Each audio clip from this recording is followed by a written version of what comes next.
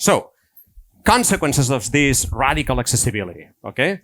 Number one is that we are raising the bar of teaching, right? When you can get a conflict management course with Bill Clinton, then of course, your professor of conflict management at university has to raise his or her bar of teaching, right? The second consequence is that the value of teaching is shifting, right? Is shifting more to something like curation, facilitation, etc. So the transformation in education is a transformation of the role of the professor, right? Now, which is the big dilemma that we are facing? Is that we need to transform teaching, we need to invest more in pedagogical innovations and teaching. However, those of you who relate to universities, you know that when you want to compete at a global scale with Chinese, US universities, you need to invest in research, which is in a way sometimes like the opposite to teaching, right? Second idea, the relevance of content in the future, the relevance of the traditional degree. We have seen in the last few years, right? Traditional degrees, like for instance, the standalone business degree, declining in interest. But also when it comes to engineering, for instance, we see companies like Dyson disintermediating and setting up, verticalizing their own degrees at home, in company. Dyson launching an engineering degree, right? Or we see, for instance, because of these ChatGPTs and artificial intelligences that are going to surround us, we are going to have like infinite interns with us, right? AI is working for us. And when you can start up a company with lower costs these days, what automatically happens is that in economic terms, the cost of opportunity of studying a traditional degree raises a lot. Because alternatively, you can start up a company or you can go to Y Combinator, right? And develop some useful knowledge in order to start your company, right?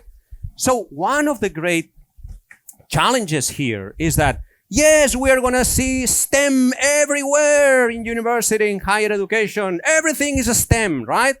However, what we know for sure is that these AIs are going to be our co-pilots, right? So the type of skills that we need to develop are more bigger picture skills, more thinking in bricks, more critical thinking, more higher order skills. And sometimes these skills are found outside of the STEM realm, sometimes in the liberal arts realm. So this is another challenge. And the third and final challenge before we start our panel, the relevance of the higher education institution itself, right? The relevance of university as an institution, right? So something that we have seen in the last few years is the eruption of a number of super interesting new players, which are more learner-centric, new players which are 10 times better in something specific, new players which are super credible in something specific, right? However, we also see, when it comes to these type of dualities and dilemmas down the road, that it's true that these new players are setting new standards, raising the bar as well when it comes to learner centricity instead of faculty centricity, supply centricity. However, in an uncertain future, we need more trust and credibility than ever.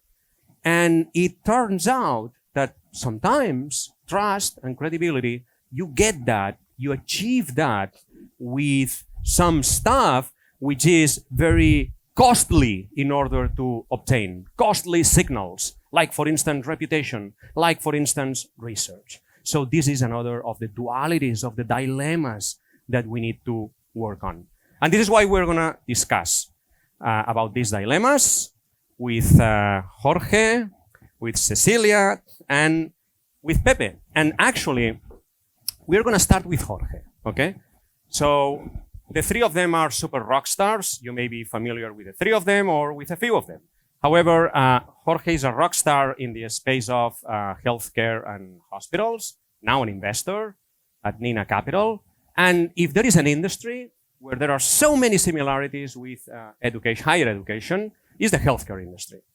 So Jorge, we have been talking about this first challenge when it comes to the role of teaching, the role of the professor down the road. I guess that you have faced a similar challenge when it comes to the role of the physicians in hospitals and in the healthcare industry. What are your thoughts around this? What lessons have you learned in the space of healthcare that might be useful for higher education? You mean? Yes, good. Thank you, Ivan, for the invitation. This is an ongoing conversation for the last 10, 15 years between ourselves, because there's so many similarities between education and healthcare. Knowledge is at the center of both, right? And then in both, the student and the patient are both the, let's say, if you're in private, let's say the payers, but also the products of what happens in the interaction, right? So certainly, I'm going to raise three topics to open the conversation. The first one is, the role of the physicians have changed in the last 10 years, okay? And it has changed because before, the physician knew everything, like the professor, like the teachers. They knew absolutely everything. Now, these days, patients enter the consultation room with a stack of papers and say, hey, Dr. Google said that I have cancer, right? And then, of course, the traditional asymmetry of the interaction is broken, first thing, right? And that's important. Doctors, unlike professors, they work one-on-one mostly, or in the case of surgeries, they are many to one, right? But the difference is that they have been changing the way they interact, okay? And then more about skills, more about how to interact with machines, right? AI these days in medicine is huge. So really their role has changed. What can universities, higher education learn from them? In this case, I think the education is winning over healthcare, in the sense that I think professionals have changed more, have changed the way they interact with their students more than doctors have. Okay, but that's a clear similarity. First thing. Second is the role in healthcare, the role of simulation. Which I think here healthcare is much more advanced than education. Right? In healthcare, traditionally, a nurse, the first time, that he or she's taking blood from a patient, is the first time usually doing it on a real person, right? And then with simulation, there's really learnings, right? And there's many hospitals doing this thing very well. San John, they're one of them, for example, right? And then the third is when I talk about industry players, I'm thinking about pharma, medtech, Amazon, Google's, the digital guys, the tech titans. And what I see there mostly is they're not building those skills, they are acquiring those skills. So they realize, I want to do AI in medicine, I want to do this and that, but I'm not going to build it, I'm going to buy it, I'm acquire. And that has posed a challenge, because these guys are really like rock stars outside that world, but they're really like strange people, right? So I put this just to open the conversation, if that works, okay? Very cool. Thank you, Jorge. Cecilia, you are these days one of the... Who doesn't know Cecilia here? Cecilia Tham. No one? One of the most influential women in the space of tech these days.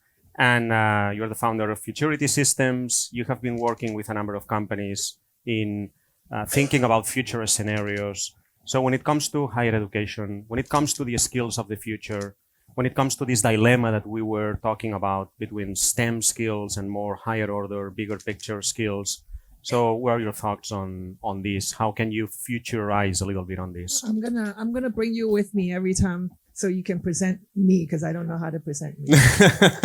So for those who have never met me, I'm Cecilia. I'm a futurist. I'm applied futurist. So very pragmatic and very practical. Very interested in the future of learning, partly because I also started a school focusing on women in tech. And so we have been kind of studying a lot of this issue, and I'm going to break it down into a couple of points that I wanted to share. So the first and foremost, we're talking about future of study or learning or education. We can break it down to what to learn and how to learn, right? So in the how to learn, we can talk about all the technologies, the AI, the blockchain, the AR, VR, the interface, and we can break it down and understand how these technologies will impact the way we are going to receive the information and how we can apply those information. And we can, go into details on that. But then on the other hand, I'm really interested in what to learn. And so in the what to learn, obviously we know that our society is shifting in a much, much faster rate than have never seen before, right? So I'm going to give an example. 100 years ago, our career is multi-generational. So if my dad is a shoemaker, I am very likely going to learn the skills. I'm going to be the shoemaker. My name is going to be the shoemaker, and I'm going to pass it to my kids, and they're going to be shoemakers, right? And that's how it operates. And then we shift from this multi-generational career into a single career where we go to university and we learn something and we work on this for the next, 30 years, our lifetime. And this was the model where university is based on, right? And now we're shifting into almost a new mode where we have simultaneous multi-careers at the same time, right? How many people here have multiple jobs or do multiple things and, have their hands full? Many of us. And this is shifting more and more every day. But then universities aren't really adapting to this mode. They're still teaching students as if they would have been doing the same thing for a lifetime, right? So how do we shift into this mode? And that's a question that I think is really interesting. So going back to what you were saying about STEM and tech and education. So I am projecting this possibility, this need in this future space where I think we're going to have to because technology is changing so fast. If I learn Python right now, it's probably going to be irrelevant, in a couple of years because ChatGPT can write the Python for me, right? And whatever the technology I'm going to learn is probably going to be outdated because we just can't keep catching up with it. What we can do is we need to learn multiple skills, not just Python and not just AI, but, the ability to, have soft skills and hard skills and kind of have a broad range of skills, because the number one two skills that you can have in the future is how to learn fast and how to make connections between these different skill sets. And those two will be kind of predominantly how we're going to navigate a very fast changing future. And with that, I'm going to shut up. No, you can go on. More to say, but I want to have a conversation. Okay. Thank you, Cecilia. Pepe, you are an amazing case of somebody who has been in a top incumbent business school, ESE, for a number of years, leading innovation at ESE, and then you've moved to a new player, PROEDUCA, Universidad de La Rioja. So the question is very, let's say, relates to your transition, right? So what have you seen from new players that you believe that incumbent universities should borrow? So thank you for the introduction. You make wonderful introductions. So, I don't know about amazing and all these things, but anyway, so if I think back, at these two examples and then reflect on what I think is happening, what comes to mind is some research that this company CB Insights does about different sectors, and they typically portray something like a bank, and then look at how all the different pieces of the value proposition of the bank are essentially being delivered by new players. So there's a sort of fragmentation of the value proposition. I think that's what's happened in a little bit to the university model in these last few years. And the reason I think it's happened or is happening, and then there's a way to sort of not really avoid it happening, but for universities to actually move in that direction. The reason I think it's happened is because of, you talked about it earlier, customer centricity. But for me, it's about two things related to, because everyone wants to put the customer in the center, and ESE puts the customer in the center, Esade puts the customer in the center. But it's customer centricity in the sense of product and then approach and go to market. So what I mean by that is, these new entities have really focused on a specific job to be done and doing that very, very, very well. And so they've tried to understand the very unique need of a very unique customer and created a business to deliver specifically to that. And so when you do that, clearly a university that is a broader, servicing a broader need for a broader set of customers comes under attack in terms of its, micro needs that it services. So that's one thing that I've learned. These new players are very, very clear on who are we serving and what is the need that we want to address. The other thing is go to market. I mean, the basic marketing and sales. I mean, actually, that's, I think, the most difficult thing nowadays, right? You can invent a lot of products. You can invent a lot of services. Selling them is the real challenge. And so these new players are very, very sophisticated in terms of how they sell. And in a education world, you don't need to be too advanced in that sense to be better than most, right? Because the traditional universities don't really sell. They just are there, and people show up, and eventually, they become clients. These new players actually have a Procter & Gamble, a Mars, a FMCG approach to marketing and sales. And so everything from, digital marketing to BI to, very sophisticated call centers. I mean, they really know how to market and how to sell in a way that most universities do not. So, that's so I would say those are the two kind of challenges, right? On the one side, really clear, sharp focus on the customer need. On the other side, a very, very sophisticated way to getting to the market that they're interested in.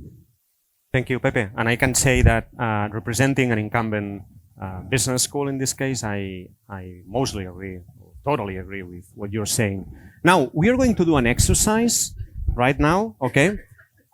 We'll do it together. So, you know that when you're investing, sometimes what you do is that you try to think about how to maximize your potential upside, and at the same time, how to minimize, how to cap the potential downside, right?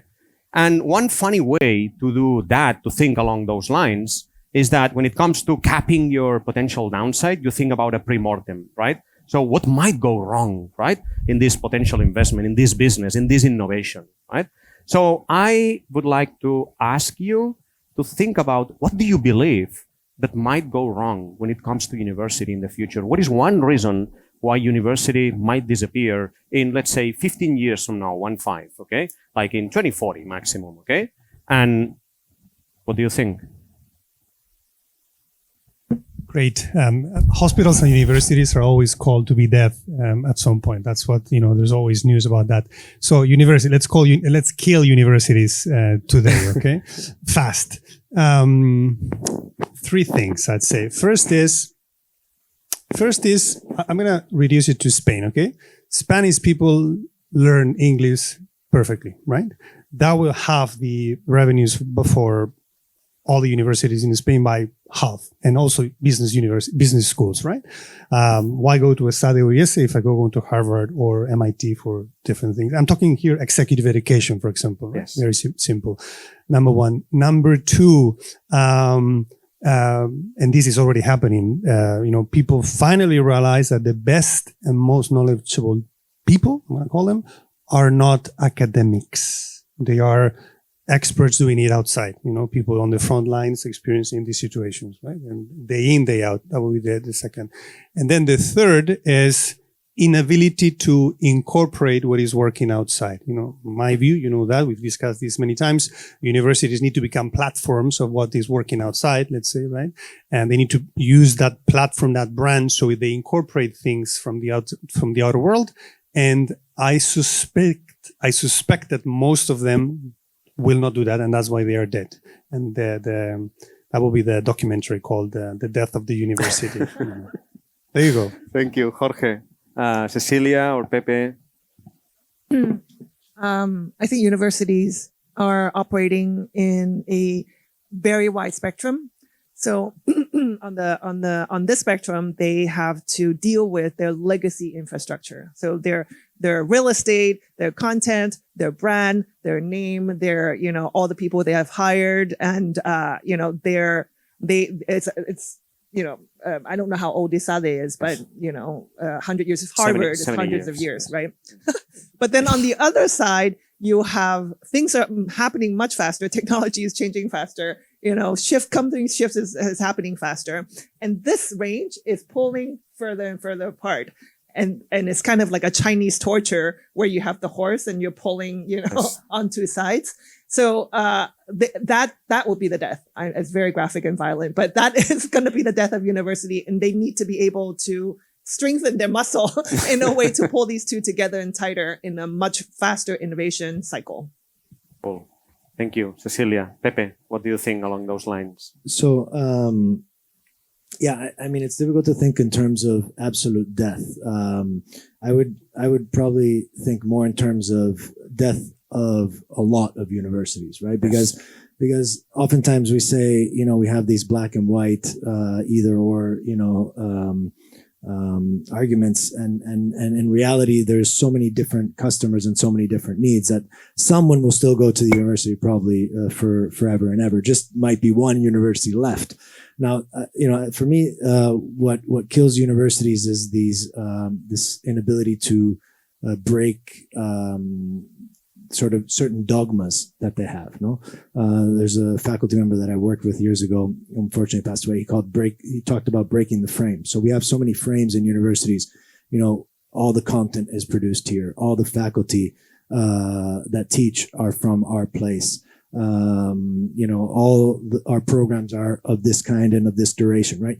These frames that govern the university model, they need to break, right? And to become a platform, it's inevitable that you have to start breaking some of these, looking for solutions outside, combining your assets with others, trying to be entrepreneurial in the different services that you offer, within the limits, obviously, of the market and legislation. But if they don't break those frames, I think they're going to be in trouble. Cool, very cool. Now, let's do the opposite exercise now, okay? So let's say that we are in 2040 and Netflix or whatever is the, like the reigning platform at the time, is doing a documentary titled How University Reinvented Itself to Become the Most Relevant Institution in the World.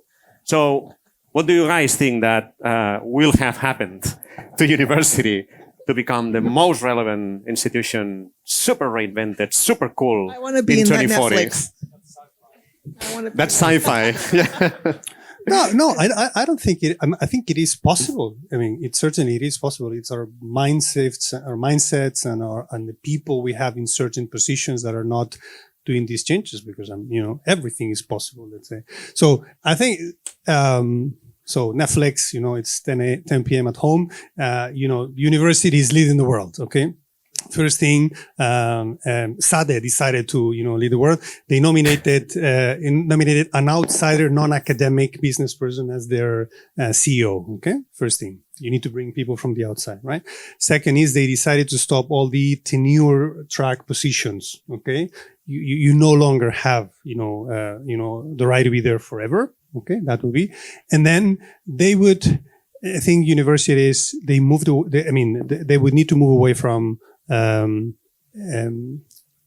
accessing, so where is important, but I think when is more important. I think if you want to be really transformative and changing, the documentary will talk about how universities really go with you for your life. One thing that is true is my mother come from Oviedo, small town. My father went to school once and hey, that was it, right? And then whenever, that I do lots of courses, I love, courses and learning. My father is always like, why are you learning so much? It's not needed, this thing. Okay. So it is needed in our world, right? So I think, creating different types of programs, lengths and, so people can access it. But I do think that transformation can happen.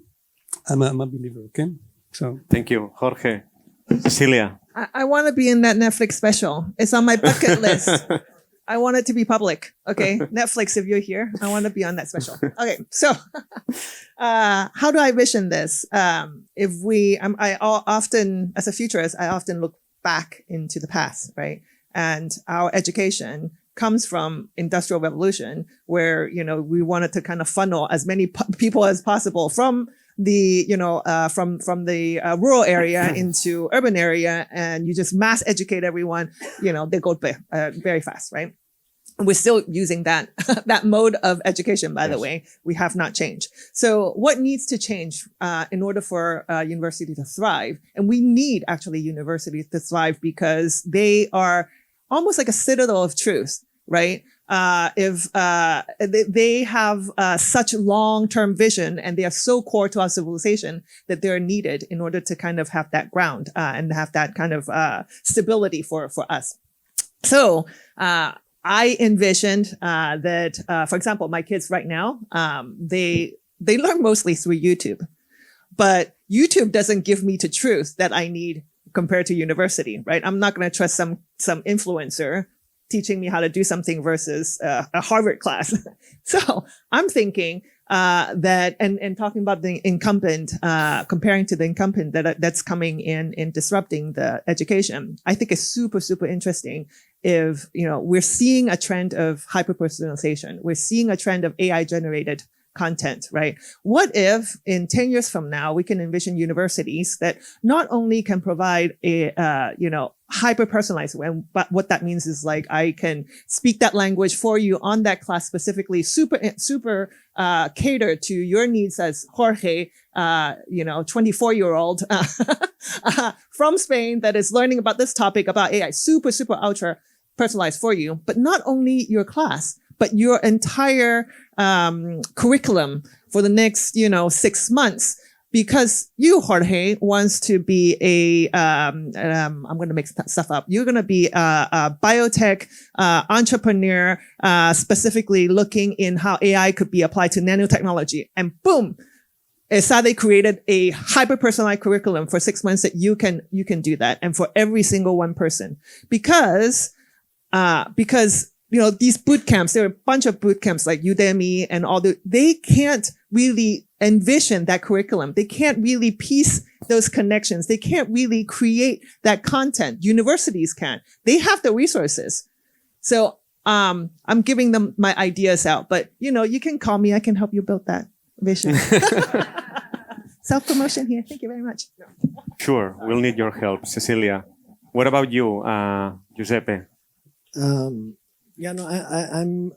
more optimistic than I am pessimistic about the future of universities, in the sense that, we often talk about lifelong learning, and it's true in our need to learn over life, and related to these multiple careers that we project we'll have, is clearly increasing.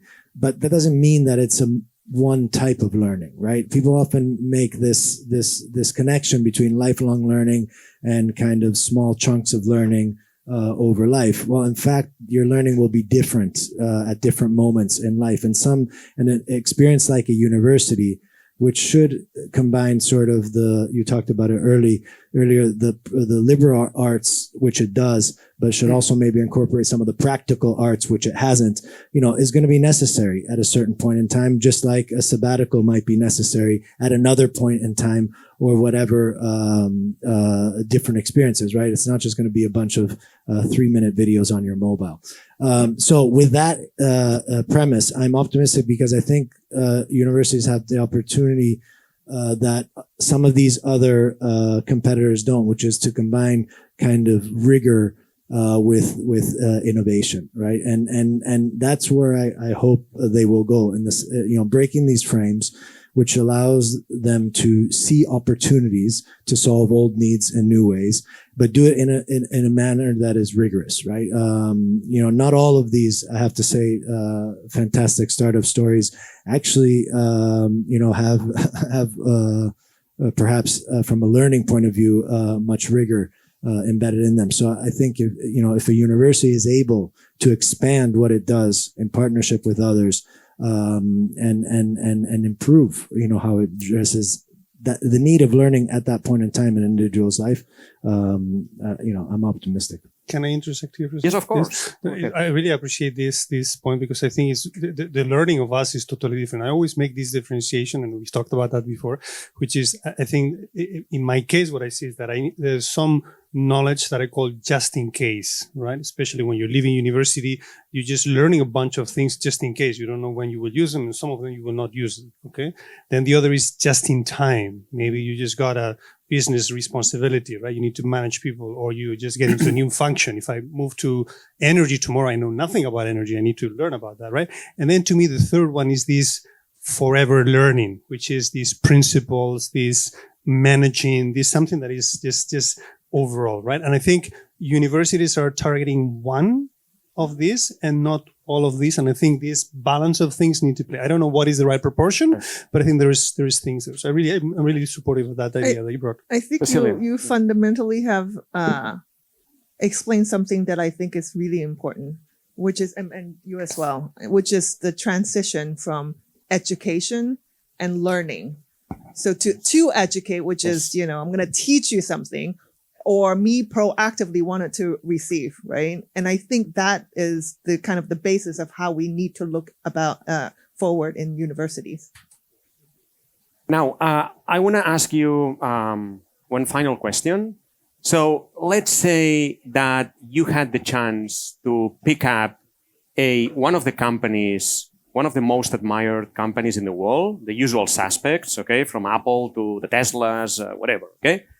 And you said, okay, you know what? I'm going to pick up a company. I'm going to pick up one of the features or one of the things that this company does really well, and I'm going to take it to university.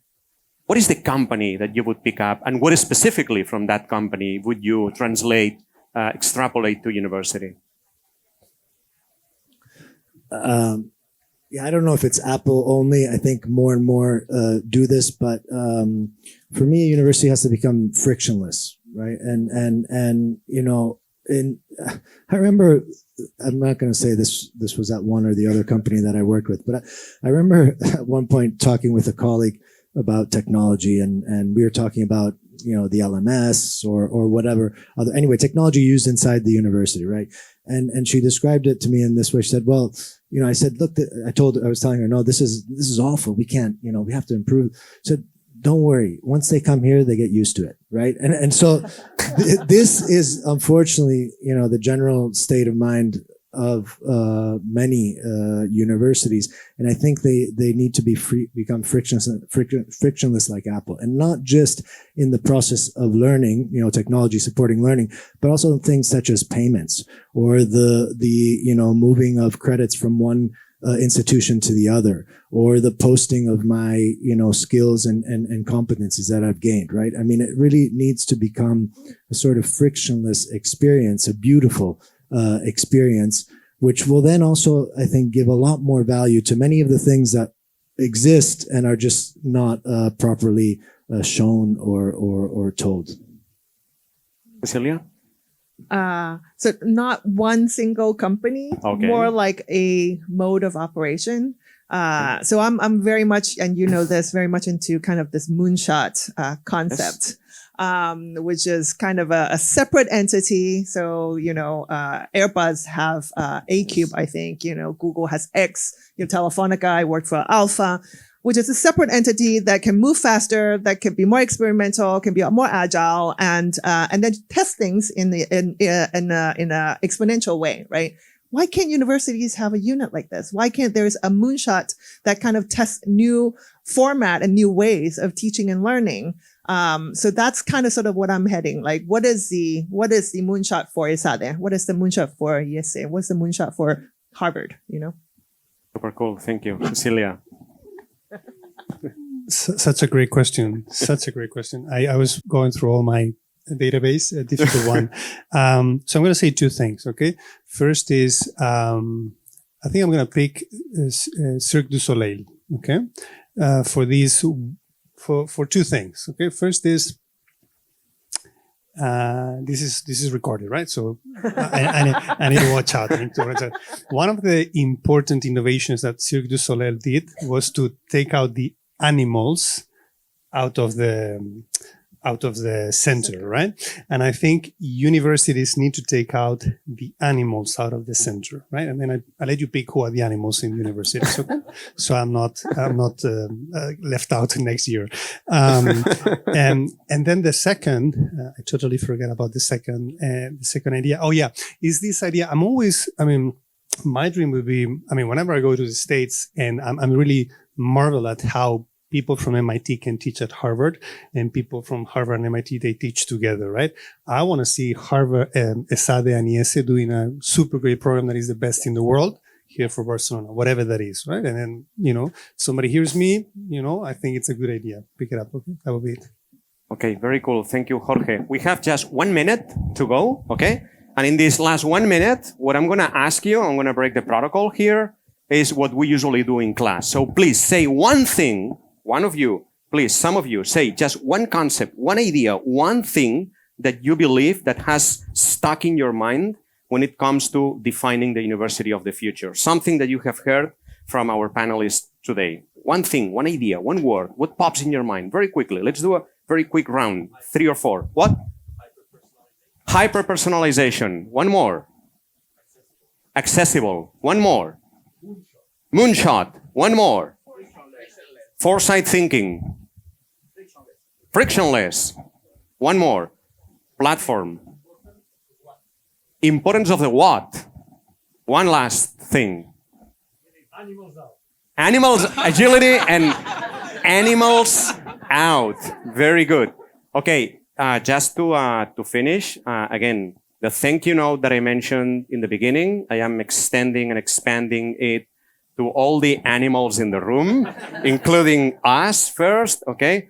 And just think about Esade not only as a business school in Barcelona and in the world, but also think about Esade as the platform where you can grow and the platform where you can create and start the conversation about the future of university. I'm the Chief Innovation Officer at Esade, so you can come to me. I'm pretty accessible in order to keep this conversation going on. And again, thank you so much, Cecilia, Jorge, Pepe, for joining. Thank you. Thank you.